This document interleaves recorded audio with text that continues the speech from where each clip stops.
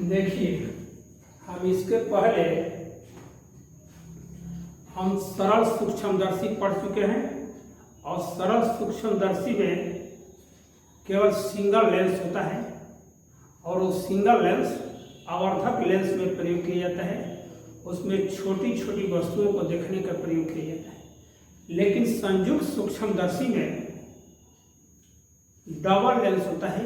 ये बहुत छोटी छोटी चीज़ों को देखने के लिए प्रयोग किया जाता है।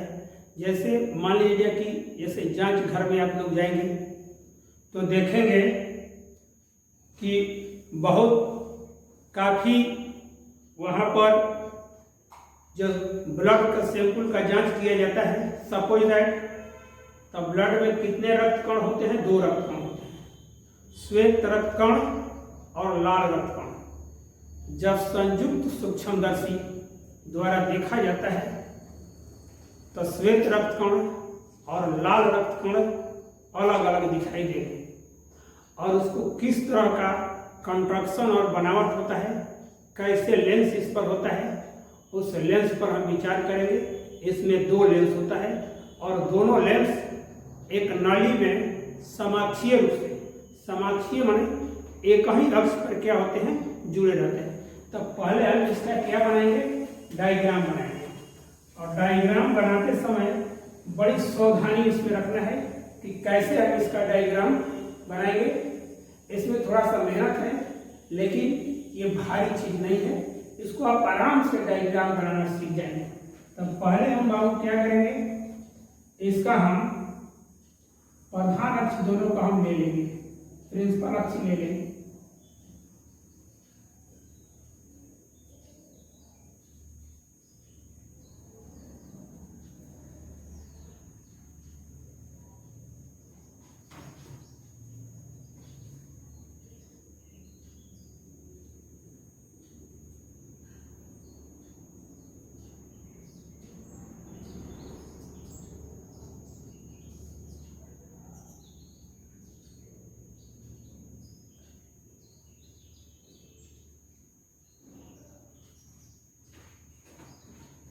प्रिंसिपल अक्ष पर हम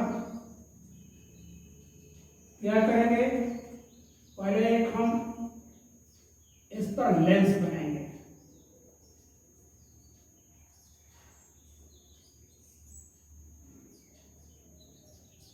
लेंस का ये लेंस अभी पूरा नहीं बनाया है। लेंस क्या किया गया है? पूरा लेंस बनाया नहीं गया है। पूरा लेंस कब बनाया जाएगा? जब इस पर काम पूरा कर लिया जाएगा तब। इस पर देखिए, पहले ये इसके फोकस बिंदु से बाहर कोई वस्तु रखी जाती है और वस्तु रखी जाती है तब प्रकाश की एक किरण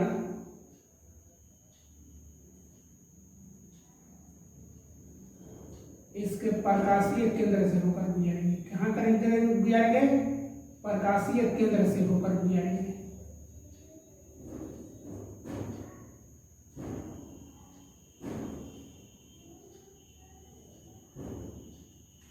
और दूसरा किरण इस तरह से चलेगी, प्रधान अक्ष के समानांतर चलेंगे। प्रधान अक्ष के समानांतर चलेंगे और इसको हम क्या करेंगे? इसको इससे बड़ा प्रतिबिंब बनाएंगे। ये बड़ा प्रतिबिंब जब बनाएंगे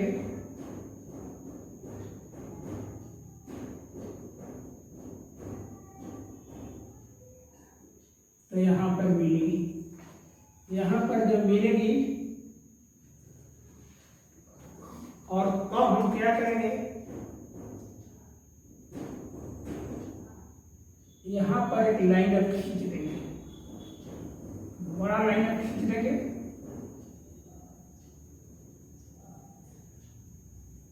और इसको इस तरह पहले ले जाएंगे। इस पर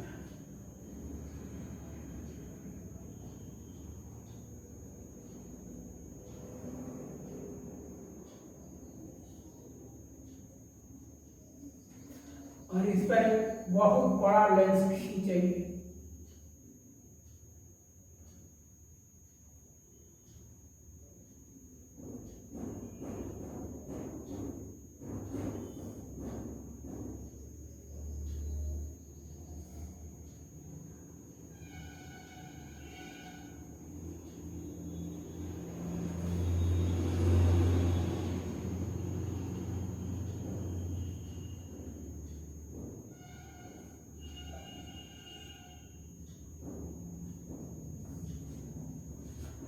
और इसको सीधे हम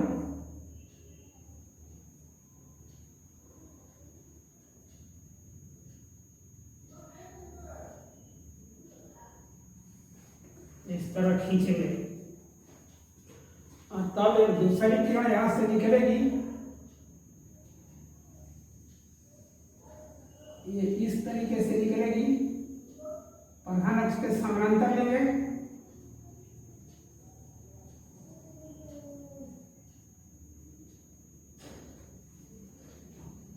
और तब हम क्या करेंगे, इसको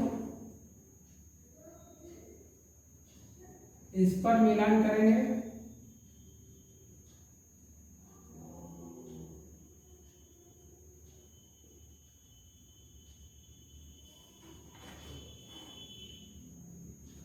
और ये जो किरण है सीधे इसके फोकस से गुजरेगी और फैलती जाएगी। क्या हो गई, आगे की तरफ फैलती जाएगी और ये यहां पर क्या होगा, आंख होगा जो हम लोगों का आंख जो है उसको देखेगा और इस पर लेंस बना डालेंगे। क्या कीजिए,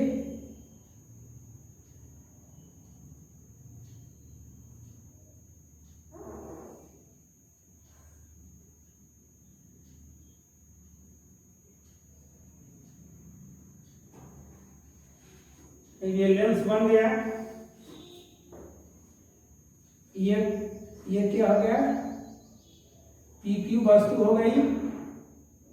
इसके बाद में डायग्राम खींचने के बाद भी समझाएंगे, आप लोग आराम से इस पर देखिए। अभी डायग्राम बना रहे हैं, क्या बना रहे हैं, डायग्राम बना रहे हैं। और ये क्या हो जाएगा, पी डैश, और ये क्या हो जाएगा, क्यू डैश, और ये एंगल कितना हो जाएगा, बीटा हो जाएगा।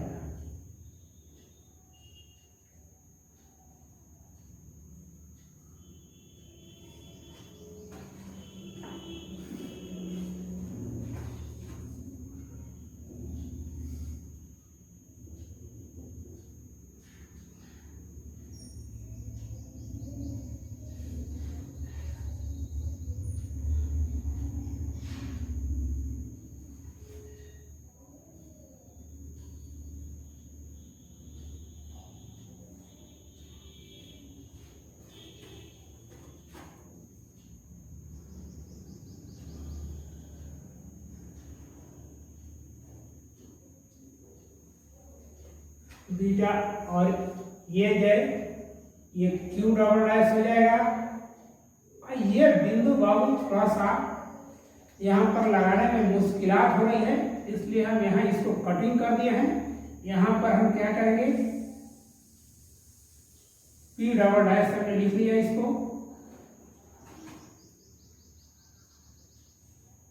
ये किरण जा रही है सीधे, ये पी डबल डैश सीधे, और इस वस्तु के बराबर ये क्या करेंगे, इस वस्तु के बराबर हमने यहाँ पर इसके समानांतर खींचकर इस वस्तु के बराबर पीएल रेखा खींचे और पीएल से यहाँ पर आंख पर कोण बना दीजिए। क्या करेंगे, इस आंख पर कोण बनाएंगे तो ये कैसे होगा, इस तरह जाएगा।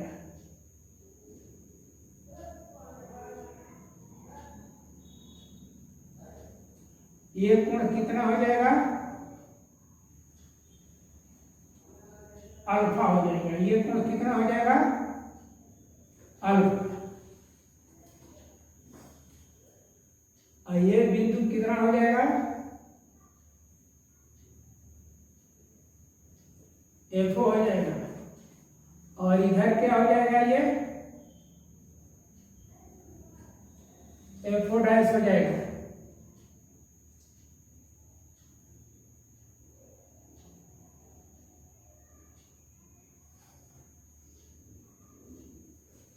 और यहां पर ये क्या हो जाएगा,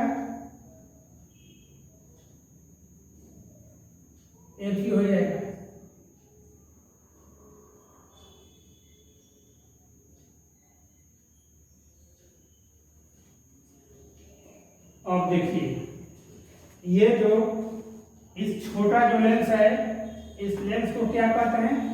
अभिदृश्य कहते हैं। क्या कहते हैं?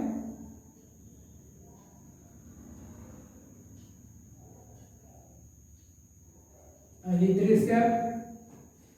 इसको क्या कहते हैं? नेत्रिका।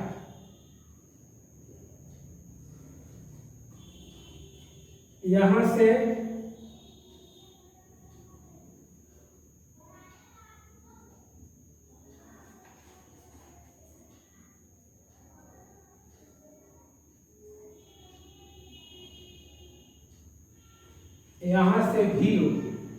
भी का मतलब हो गया प्रतिबिंब दूरी, और ओ का मतलब ऑब्जेक्ट। ऑब्जेक्ट का मतलब होता है, अभिदृश्य को वस्तु लेंस भी कहते हैं। तब अभिदृश्यक से प्रतिबिंब की दूरी कितना हो गया? P dash. इसका दूरी कितना हो गया? यहां से ई हो गया। क्या हो गया? ई हो गया यहां से दूरी। और यहां से ये दूरी कितना हो गया? एफ हो जाएगा। एफ का मतलब हो गया नेत्रिका लेंस की फोकस दूरी। और यहां से ये कितना हो जाएगा? ये होगा वस्तु दूरी, ई ओ हो जाएगा। और ये दूरी कितना हो जाएगा? फोकस दूरी एफ हो जाएगा। अभिदृश्य की फोकस दूरी कितना हो जाएगा? अभिदृश्य की फोकस दूरी एफ हो जाएगा। ये जो लेंस प्रतिबिंब बनता है, इसके लिए ये VE बराबर डी हो गया। VE बराबर डी हो गया। और ये कितना हो गया? FE डैश हो गया। ये FE डैश हो गया। अब पहले आराम से समझिए, संयुक्त सूक्ष्मदर्शी में दो लेंस समाक्षीय रूप से एक नली में समन्वित रहते हैं।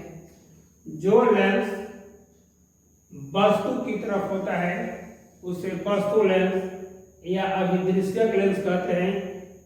जो लेंस नेत्र की तरफ होता है उसे नेत्र लेंस या सिंपल में उसको क्या कहते हैं?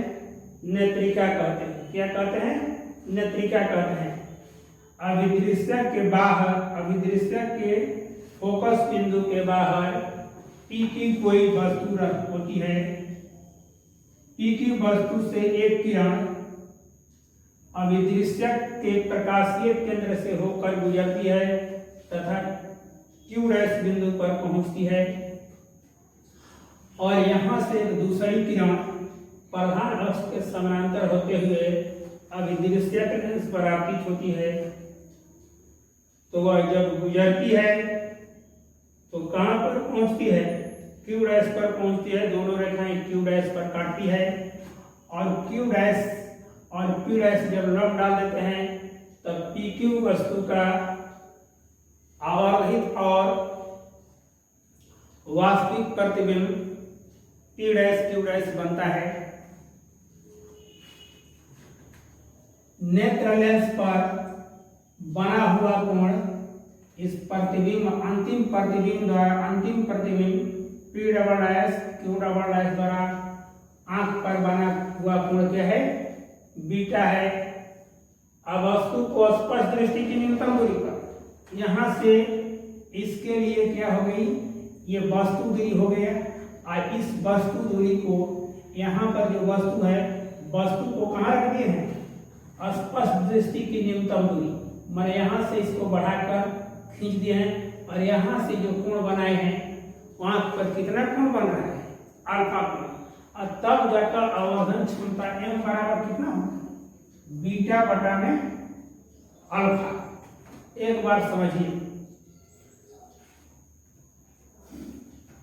अभिदृश्य के बाहर, अभिदृश्य के फोकस बिंदु के बाहर पी की कोई वस्तु है। अभिदृश्य द्वारा आवर्धित, वास्तविक और उल्टा प्रतिबिंब P डैश Q डैश बनता है।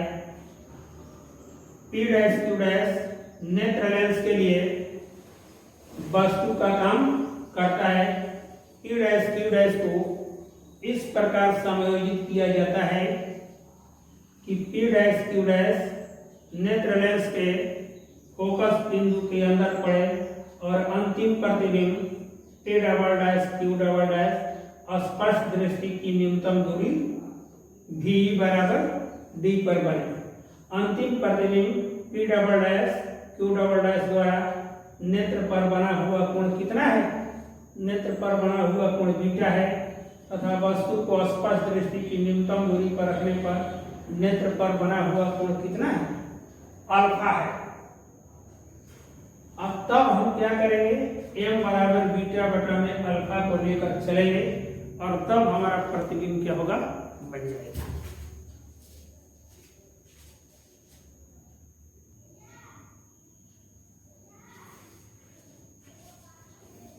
देखिए यहां पर उतना तो समझा दिए थे। अब देखिए संयुक्त सूक्ष्मदर्शी में दो उत्तल लेंस समाक्षीय रूप से एक नली में समन्वित रहते हैं। जो लेंस वस्तु की तरफ रहता है, यही लेंस जो लेंस वस्तु की तरफ रहता है उससे अभिदृश्य कहते हैं तथा जो लेंस नेत्र की तरफ रहता है उससे नेत्रिका लेंस कहते हैं। देख रहे हैं नेत्र ना? नेत्र की तरफ कौन सा लेंस है? नेत्रिका लेंस है। तो अभिदृश्य का फोकसांतर तथा विस्तार कम होता है तथा नेत्रिका का फोकसांतर तथा विस्तार क्या होता है? अधिक रहता है। अब इसका क्रिया कैसे करता है? अभिदृश्य फोकस बिंदु के बाहर P की कोई वस्तु है जिसका अभिदृश्य द्वारा वास्तविक उल्टा और वस्तु से बड़ा, वास्तविक उल्टा और वस्तु से बड़ा प्रतिबिंब क्या बनता है? P dash Q dash. अब P डैश Q डैश को क्या करते हैं? अब नेत्र लेंस को नली में इधर से उधर खिसका कर इसको ऐसे व्यवस्थित करते हैं कि P डैश Q डैश नेत्र लेंस के फोकस बिंदु AP के और प्रकाशीय केंद्र के अंदर पड़े। और जैसे ही प्रकाशीय केंद्र जब किसी वस्तु को उत्तल लेंस के फोकस बिंदु और प्रकाशीय केंद्र के बीच में रखा जाता है तब वस्तु का प्रतिबिंब काल्पनिक और आवर्धित उसी ओर बनता है जिस ओर वस्तु रहता है। तब P डैश Q डैश नेत्रिका के लिए क्या करता है? वस्तु का काम करता है और अंतिम आवर्धित प्रतिबिंब P double dash Q double dash स्पर्श दृष्टि की न्यूनतम दूरी D पर बनता है। तब देखिए P double dash Q double dash द्वारा हाथ पर बना हुआ कोण कितना है? बीटा है और वस्तु को P डबल डैश डैश के रूप में कहाँ रखनी है? यहाँ रखनी है। तब इसका कोण कितना बन रहा है? अल्फा। तो आवर्धन क्षमता किसके बराबर होता है? आवर्धन क्षमता बीटा बटा में अल्फा। तब हम आगे की तरफ बढ़ेंगे।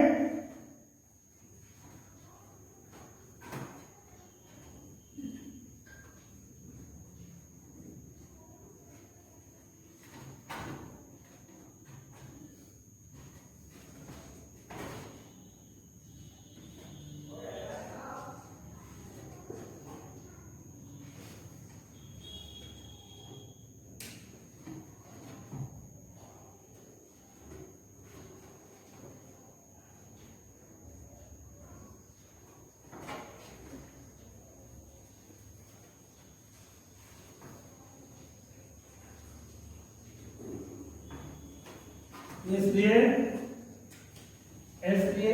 m बराबर कितना हो गया? m बराबर शुरू कर देते हैं बीटा बटा में आ। यह समीकरण कितना हो गया? 1 हो गया।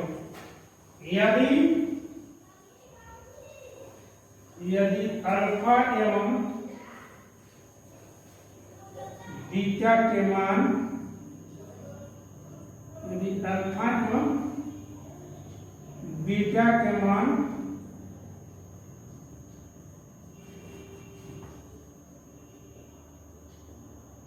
अल्प होंगे तो कितने के बराबर हो जाएगा? अल्फा लगभग बराबर बराबर कितना होता है, tan अल्फा तथा बीटा लगभग बराबर कितना होता है, tan बीटा। इसलिए कितना हो जाएगा, m बराबर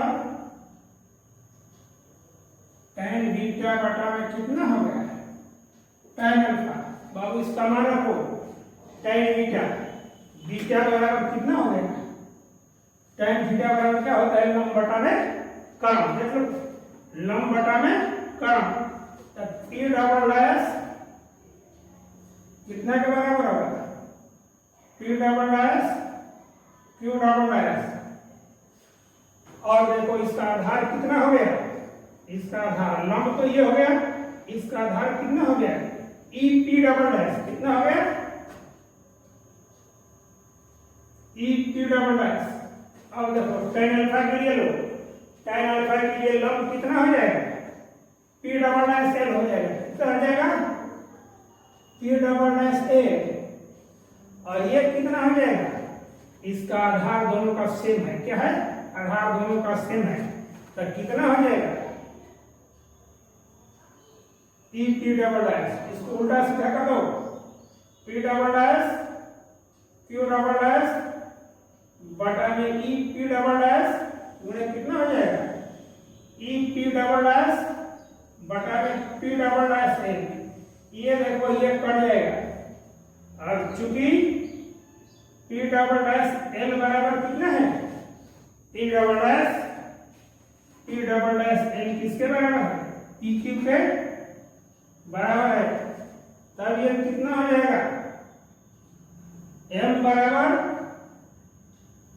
P double dash Q double dash बराबर बटा में कितना होगा, पी क्यू बराबर।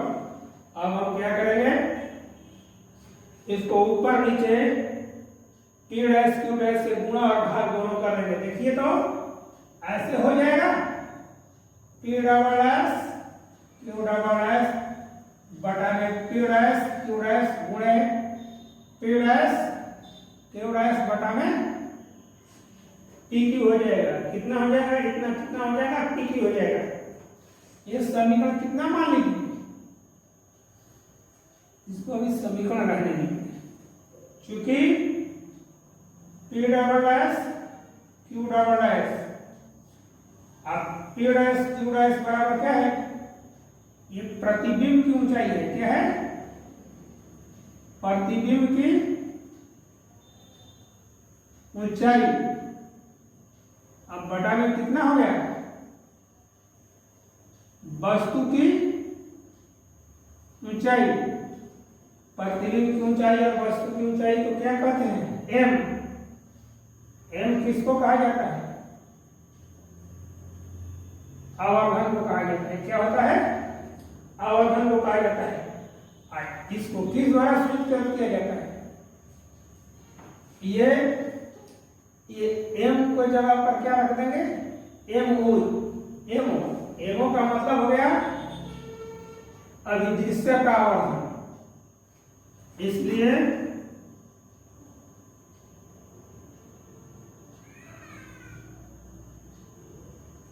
अभिदृश्यक नहीं, ये पी डबल डैश की नेत्रिका के लिए होगा। क्या होगा, नेत्रिका के लिए एम ई बराबर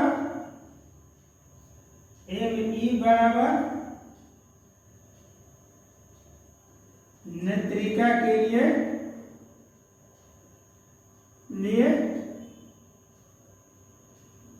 आवर्धन। तब आप किसके लिए कीजिए, अब देखिए T double dash Q double dash बटा में पी क्यू का कितना हो गया, ए बी नेत्रिका के लिए आवर्धन। अब देखिए तो पी डैश क्यू डैश बटा में पी क्यू बराबर क्या हो गया, ये भी प्रतिबिंब की ऊंचाई हो गया, प्रतिबिंब की ऊंचाई बटा में वस्तु की ऊंचाई। ये बराबर कितना हो गया, एमओ। एमओ का मतलब क्या हो गया, अभिदृश्य के लिए आवर्धन। अभी दृश्य के लिए आवर्धन, इसलिए P डैश Q डैश बटा PQ बराबर कितना हो गया, m हो गया। अब यहाँ पर देखो समीकरण कितना मान लिया गया, ये समीकरण कितना मान लिया 2, इसलिए समीकरण 2 में इसमें रखेंगे तो समीकरण 2 में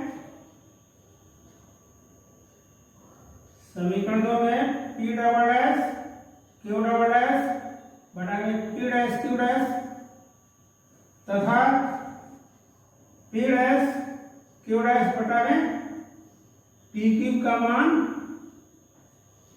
रखने पर, मान रखेंगे तो कितना हो जाएगा, यहां से उठाओ P double dash Q double dash का कितना मान हो गया, m ही हो गया, और इसका मान कितना हो गया, m हो गया, तो कितना हो जाएगा, इसलिए आवर्धन क्षमता m बराबर mo इंटू कितना हो जाएगा m। mo को पहले लिख दिए बाबू कि ये किसका है, अभी दृश्य का है, और m को कितना रख दिया है, बाद में रख दिए। ये समीकरण कितना हो गया, 3 हो गया। अब तब हम आगे की तरफ कैसे हम बढ़ेंगे, इतना तो साधारण रूप में हम जानते हैं, आवर्धन बराबर होता है प्रतिबिंब की ऊंचाई बटा में किसकी ऊंचाई होता है, प्रतिबिंब की ऊंचाई बटा में वस्तु की ऊंचाई। हम इतना लिखने के बाद एमओ और एबी के बारे में हम सोचेंगे कैसे क्या होगा। देखिए तो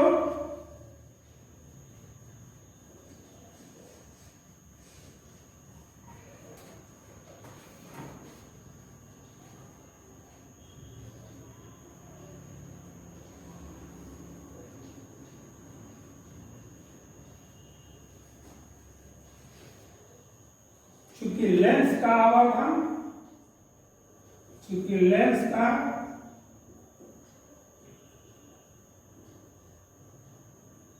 आवर्धन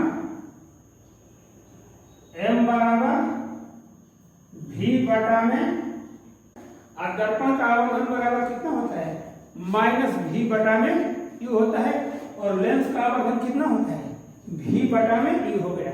और यह अगर ज्यादा दिक्कत होता है तो मैडी के किताब में लेंस का आवर्धन देख लेना, m बराबर कितना होता है, v बटा में u होता है। अब देखो इसलिए mo का मान रखो, mo का प्रतिबिंब दूरी कितना है, v है, कितना है, mo का प्रतिबिंब दूरी v है, देखो प्लस हो जाएगा, और ये बाएं है ना, ये इस तरफ v क्या है, धन हो जाएगा दाहिने तरफ, और ये u कितना हो जाएगा, ऋण हो जाएगा। चिन्ह पाटी से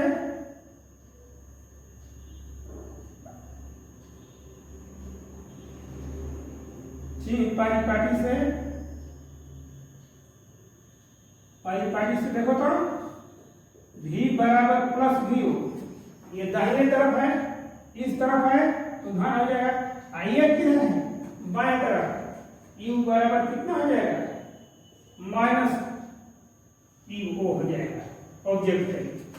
इतना तो हो गया mo का मान, इसलिए mo बराबर कितना हो गया, माइनस vo बटा में कितना हो गया, माइनस vo बटा में u हो गया। अब हम किसके लिए निकालेंगे, एबी के लिए, इसलिए me बराबर कितना हो जाएगा, me बराबर माइनस डी, देख लो यहाँ पर ये कितना है, प्रतिबिंब की भी का मान कितना है, माइनस डी हो, और इसका मान कितना है, माइनस ईवी, कितना है, माइनस ईवी। और इसको भी चिन्ह पाटी से देखो, चिन्ह पाटी से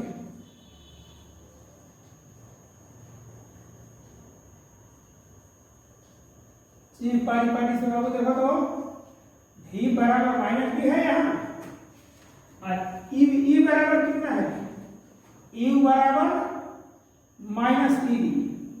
इतना तक क्लियर हो गया। अब माइनस माइनस कितना हो गया, प्लस हो गया। माइनस माइनस कितना हो गया, प्लस हो गया। तो ये कितना हो जाएगा, डी बटा में ईवी।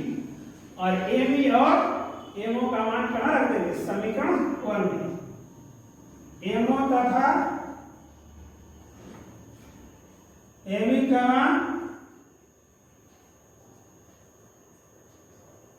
मान समीकरण 3 में रखने पर क्या होगा, समीकरण 3 में रखने पर 3 में रखेंगे तो कितना आ जाएगा, तो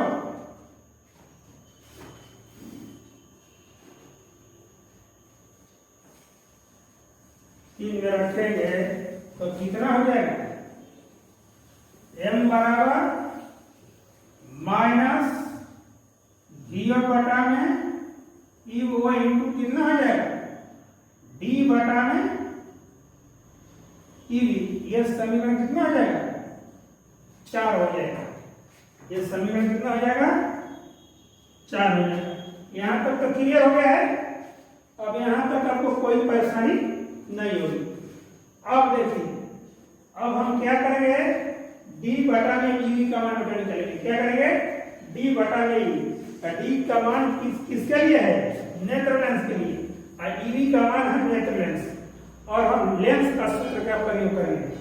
तब यहाँ पर हम लिखेंगे कि नेत्रिका लेंस के लिए, नेत्रिका लेंस के लिए हल करेंगे तो कितना होगा, नेत्रिका लेंस के लिए जो पहुंचेंगे तो लेंस सूत्र कितना होता है, लेंस सूत्र से कितना होता है, 1/m बराबर 1/v माइनस कितना है, 1/e। अब देखो v बराबर माइनस v हो गया, क्लियर है। इसके लिए v बराबर बाएं है, इसके लिए ये बाएं है, इसके लिए दाहिने है, लेकिन इसके लिए क्या है, बाएं है। तो माइनस v और u बराबर कितना हो गया, माइनस e और f बराबर प्लस e। क्यों हो गया बाबू, उत्तर लेंस की फोकस हमेशा क्या होती है, धनात्मक होती है। इसलिए कितना हो जाएगा, 1 बटा में f बराबर माइनस कितना होगा, 1/d। अब माइनस माइनस ये क्या होगा, प्लस हो जाएगा। 1 बटा में कितना हो जाएगा, e। दोनों तरफ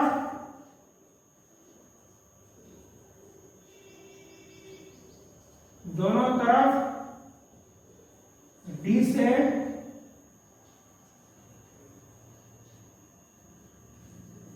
से गुणा करेंगे तो कितना हो जाएगा, d बटा में f d बराबर कितना होगा, माइनस d बटा में d। अब प्लस कितना होगा, d बटा में e। ये तो देखो बढ़कर कितना हो गया, 1। अब यहां से इसको करो, अब इसको यहां पर ले जाएंगे, ये माइनस चिन्ह है, इसको इस साइड में -1 पर ले जाएंगे तो कितना होगा, प्लस हो जाएगा। 1 प्लस d बटा में f बराबर कितना होगा, d बटा में e हो जाएगा। कितना हो जाएगा, d बटा में e। और d बटा में e का मान कहाँ रख देंगे, समीकरण 4 में। d बटा में e मिल गया, और d बटा में e का मान कहाँ रख देंगे, समीकरण 4 में।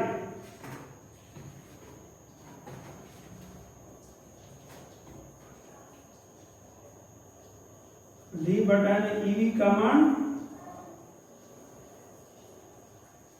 समीकरण 4 में रखने पर, 4 में रखेंगे तो कितना हो जाएगा, रखने पर m बराबर कितना हो जाएगा, m बराबर देख लो, माइनस vo बटा में io, माइनस vo बटा में io। और 1 प्लस कितना होगा, d बटा में f ही हो जाएगा। ये समीकरण कितना हो जाएगा, समीकरण 5।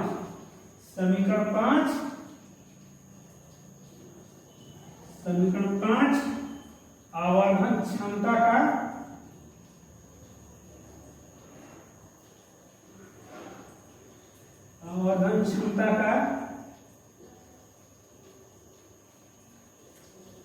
व्यंजक है। आवर्धन क्षमता का उतना तो कोई दिक्कत नहीं है, वहां पर कोई जब भी हमने क्या कहा है, जब भी कोई बड़ा परेशानी होता है, आप जब भी चाहे यूट्यूब पर कमेंट्स करें और चाहे हम जो व्हाट्सएप ग्रुप बनाए हैं उस पर अपना कमेंट्स करिए। आपका काम, हमको आगे भी जाना है, लेकिन हमको यहाँ तक देखना है और नाली की लंबाई कितना होगा।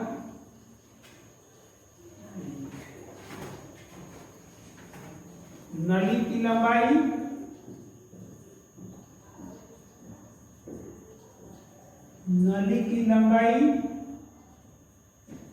L बराबर कितना होता है?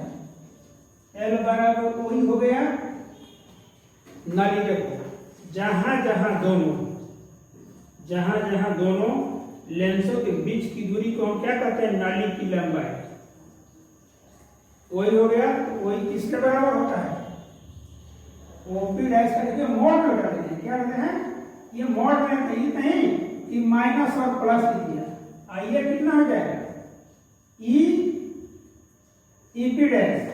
इसलिए नली की लंबाई को हम क्या करते हैं? एल द्वारा सूचित करते हैं। नली की लंबाई को किस द्वारा सूचित करते हैं?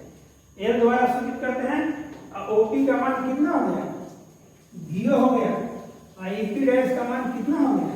ईवी हो गया। कितना हो गया?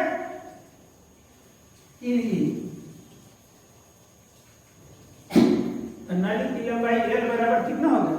VO plus E V. तो हम आगे की तरफ बढ़ेंगे।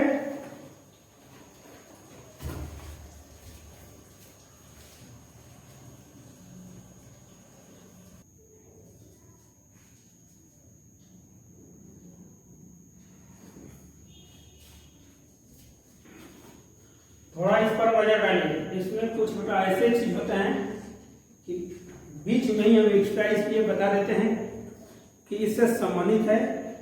इस चीज को आपको परीक्षा में नहीं लिखना है, लेकिन न्यूमेरिकल इस पर से अगर परीक्षा में आ जाता है तो आपको कष्ट होता है। इसलिए आवर्धन क्षमता को आपको यहाँ पर लंबाई के रूप में देखिए कैसे व्यक्त किया जाता है। ये कह रहा है कि यदि वस्तु P की अभिदृश्यक के प्रथम फोकस बिंदु, अभिदृश्यक क्या हो गया? अभिदृश्यक का प्रथम फोकस बिंदु कितना होगा? F डैश के अत्यंत निकट होगा। क्या होगा? अत्यंत निकट। अत्यंत निकट का मतलब होता कि बहुत निकट, माने लगभग क्या होता है? बराबर क्या होता है। तो कहने का मतलब है PQ वस्तु F डैश पर होगा तो ये दूरियां ईओ और एफओ का मान क्या होगा? लगभग बराबर हो जाएगा। ईओ का मान किसके बराबर हो जाएगा? एफओ के बराबर। यही कहा है कि यदि वस्तु पीक्यू अभिदृश्यक के प्रथम फोकस बिंदु एफओ डैश के अत्यंत निकट होगा तो ईओ लगभग बराबर एफओ। और एक चीज और घटना होती है, और ये प्रतिबिंब पी डैश क्यू डैश जो अभिदृश्यक द्वारा बना हुआ है, ये नेत्रिका लेंस के पास आ जाता है। क्या होता है? नेत्रिका लेंस के पास हो जाएगा। और जब नेत्रिका लेंस के पास हो जाएगा तो नेत्रिका लेंस की ये कहाँ हो जाएगा? ई बिंदु पर। तो यहाँ तुम्हारा ये वीओ का जो मान इतना है, वीओ का मान कितना तक हो जाएगा? इतना के बराबर हो जाएगा। वीओ कितना के बराबर हो जाएगा? और ये ओ से ई तक कितना होता है? नली की लंबाई। नली की लंबाई क्या है? दोनों लेंसों के बीच की दूरी को सूक्ष्मदर्शी के नाली की लंबाई कहते हैं। माने ओपी डैश और ईपी डैश को जोड़ देते हैं और जो हमें निकलता है वह होता है नाली की लंबाई। और ये पी डैश और क्यू डैश खिस्सा कर कहाँ जाएगा? ई पर आ जाएगा। तो ये कितने के बराबर हो जाएगा? ये वीओ कितना हो जाएगा? नली की लंबाई जो एल मानते हैं उसके बराबर। कहने का मतलब कि नली की लंबाई बटा कितना होता है? एल तुम्हारा इतना होता है। ओ से ई के बीच की दूरी को हम क्या कहते हैं? नली की लंबाई को क्या कहते हैं? एल कहते हैं। तब वीओ बराबर अब क्या हुआ? जब समीकरण 5 में पहुंचेंगे। समीकरण 5 कैसे हम लोग को बताए? समीकरण 5 है ना, माइनस vo बटा में ईओ और 1 प्लस डी बटा में कितना होता है एल। तो मान रखिएगा तो vo किसके बराबर हो जाएगा? एल के बराबर हो जाएगा। और ईओ किसके बराबर हो जाएगा? एफओ के बराबर। और ये जेम के तेम रखेंगे। तो ये क्या होता है? ये जो तुम्हारा आवर्धन क्षमता का मान निकला है किसके लिए होता है? जब अंतिम प्रतिबिंब स्पष्ट दृष्टि की न्यूनतम दूरी पर बनता है। अब तो थोड़ा सा और देख लो। अब यहां पर हम क्या लगा देते हैं? इस तरह लगा देते हैं।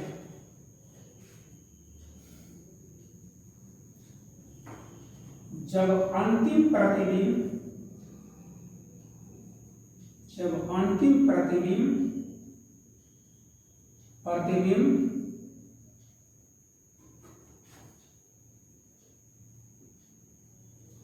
अनंत पर बनता है, then final image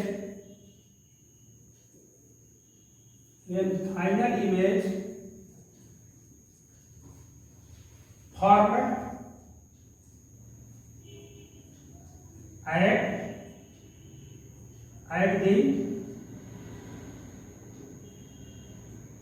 at the infinite। जब देखो, जब उत्तल लेंस में अनंत दूरी पर प्रतिबिंब कब बनता है? जब वस्तु को उत्तल लेंस के फोकस बिंदु पर रखा जाता है तब प्रतिबिंब कहाँ बनता है? अनंत पर बनता है। जब अनंत पर बनेगा तो यहाँ पर क्या हो जाएगा? ईवी किसके बराबर हो जाएगा? एफी की। ईवी पहले यहाँ है और जब यही पर रख देंगे वस्तु को यहाँ पर रख देंगे तो ईवी किसके बराबर हो जाएगा? एफी के बराबर हो जाएगा। इस स्थिति में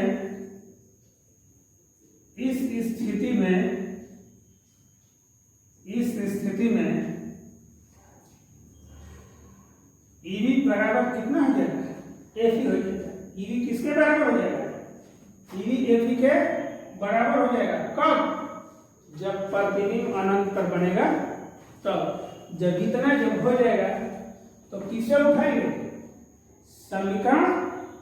ये समीकरण तुम्हारा कितना है? लगभग ये समीकरण 3 है। देख लेना। इस स्थिति में ईवी बराबर कितना होगा? एफ। तो समीकरण किसे लेंगे? समीकरण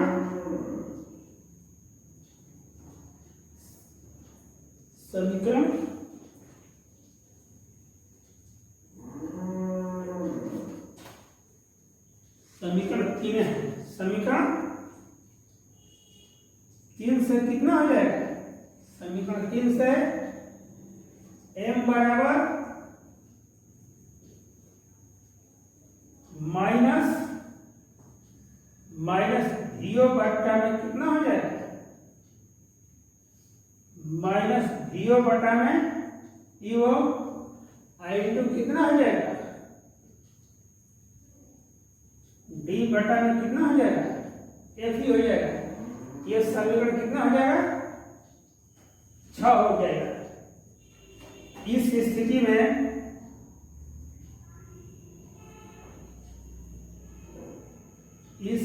में नली की लंबाई कितना हो जाएगा? एल बराबर vo तो ही है। अब vo तो वहां पर ईवी था ना, और यहाँ पर ईवी किसके बराबर है? एफी के बराबर है जाए तो vo प्लस कितना हो जाएगा? एफी हो जाएगा। अब देखो यहाँ पर जो एक्स्ट्रा होगा क्या होगा? एक्स्ट्रा क्या हो जाएगा? इसका सूत्र है m के जगह पर m हो जाएगा। यहाँ पर देखो vo किसके बराबर होगा? l के बराबर होगा। vo किसके बराबर हो जाएगा?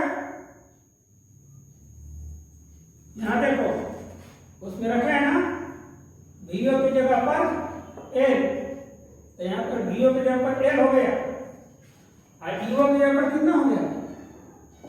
fo हो गया और d की जगह पर d है ये है ISE की जगह पर कितना हो जाएगा, FE हो जाएगा, D बटा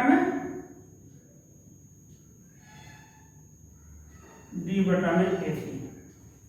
यहाँ पर देखो जब न्यूमेरिकल बनेगा अनंत वाला तो ये सूत्र लगाएंगे, समय आएगा तो जब स्पर्श दृष्टि के न्यूनतम दूरी वाला आएगा तो ये होगा ये सूत्र। ये दोनों का एक्स्ट्रा इसलिए बताए हैं बीच में, और तो एक्स्ट्रा चीजों को क्या करना है, परीक्षा में नहीं लिखना है।